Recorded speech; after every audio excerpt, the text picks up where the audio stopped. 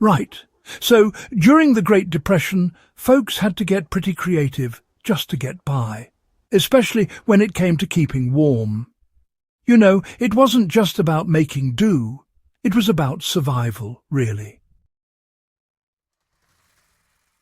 When the Great Depression stripped families of income, fuel became as precious as food. Coal bins emptied, firewood ran out, and many households faced winters with no reliable heat. In rural shacks, urban tenements, and migrant camps alike, the cold crept in relentlessly. Frost formed on walls, water froze indoors, and respiratory illness became a constant threat. Yet millions survived these conditions using a shelter hack that cost nothing, required no tools, and fundamentally changed how people thought about living space. This was not about building new homes. It was about shrinking life itself down to a survivable core. The Depression-era shelter hack was the practice of heat zoning through fabric enclosure, a method families refined out of necessity and passed quietly between neighbours. How families learned that heating a house was impossible, but heating a space was not. Most Depression-era homes were poorly insulated even by the standards of the time. Large rooms, high ceilings, and drafty construction made full-house heating inefficient even when fuel was available. When it was not, families adapted by abandoning unused rooms entirely. In those cold, drafty homes, people had to get creative, you know. They gathered around the stove, which became the heart of the house, and used whatever fabric they could find to build enclosures. Blankets, heavy curtains, even old tarps were pressed into service, all to keep the precious warmth from escaping. The solution was to create a smaller sealed living zone inside the house, using blankets, quilts, tarps, and heavy curtains. Doorways were closed off with layered fabric. Windows were sealed with cardboard, newspaper, and cloth. Ceilings were lowered visually and thermally by hanging sheets or quilts overhead. The goal was to trap body heat and any available stove warmth in the smallest possible volume of air. This transformed unlivable houses into survivable shelters. Why fabric walls worked better than people expected? Cloth does not generate heat, but it traps air. Multiple layers create dead air spaces that slow heat loss dramatically. Families learned through experience that, well, 3 thin layers were better than 1 thick one.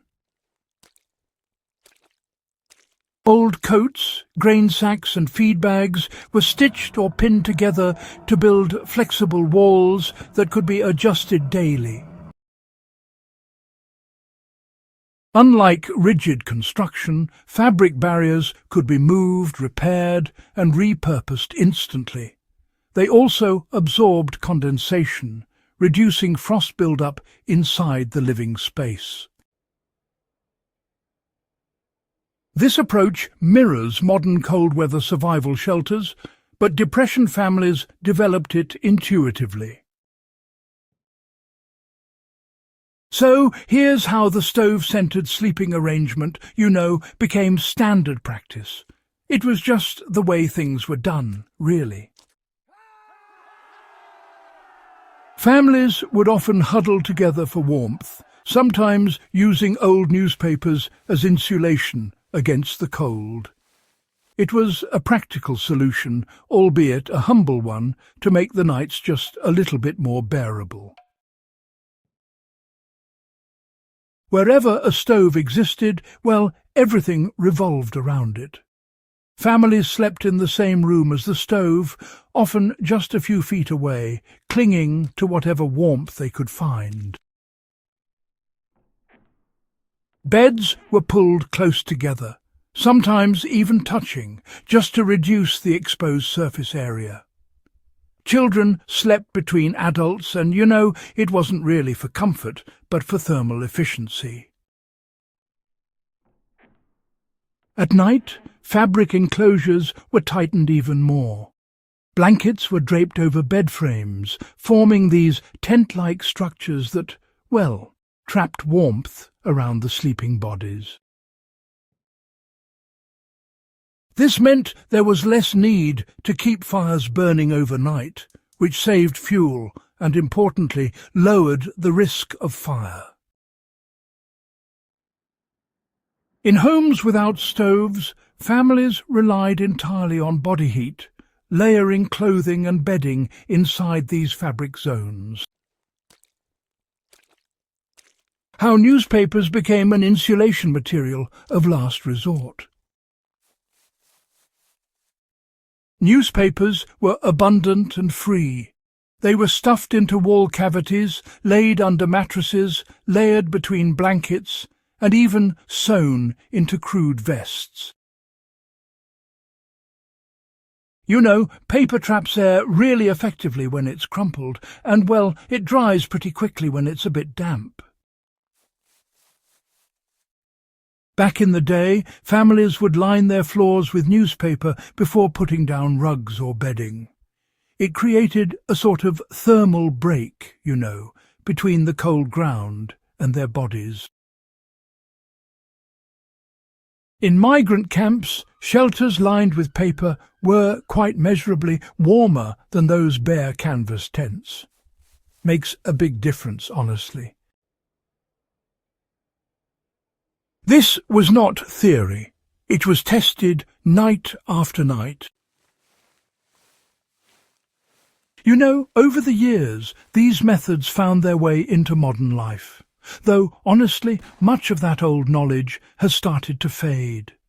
People today might not realize just how practical and, well, effective those simple techniques can still be. How modern households can apply the same method in emergencies. This shelter hack remains relevant wherever heating fails. In power outages, fuel shortages, or off-grid situations, attempting to heat an entire structure, well, it just wastes energy. Instead, designate one room as the living zone. Seal doorways with blankets or sleeping bags. Cover windows with layered fabric and cardboard. And, if you can, lower ceiling height visually by hanging sheets. Sleep close together, elevate bedding off cold floors, and honestly focus on retaining heat rather than producing more of it. Even modern homes benefit from this approach during winter emergencies. The key is commitment. Depression families did not partially insulate. They fully relocated their lives into the warm zone. Why this knowledge faded after economic recovery.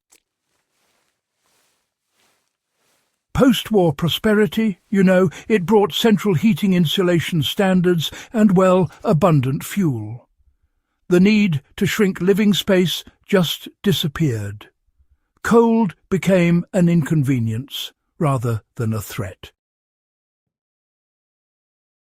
As a result, the skills that made cold survivable were no longer taught.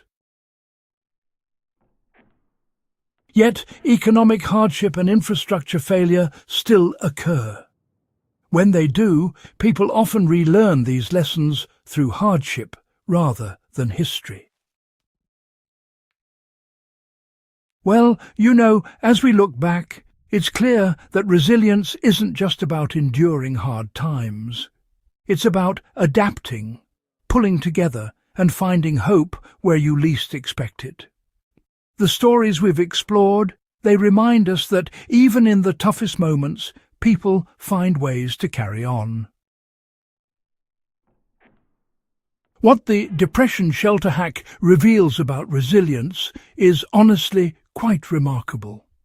It's not just about surviving, it's about families coming together, supporting one another, and showing that with cooperation, folks can weather just about any storm. This method was not about comfort, it was about survival through cooperation, adaptation, and discipline. Families accepted discomfort in unused spaces so that children could sleep warm. Pride gave way to practicality. Houses became shelters rather than symbols. Understanding this reframes the Great Depression not just as an economic collapse, but as a test of domestic ingenuity. If you value grounded historical insight and practical survival knowledge drawn from real lives, support the mission here. Subscribe to Echoes of Valor, share this guide with fellow history and preparedness enthusiasts, and help ensure these hard-earned lessons are not lost to time.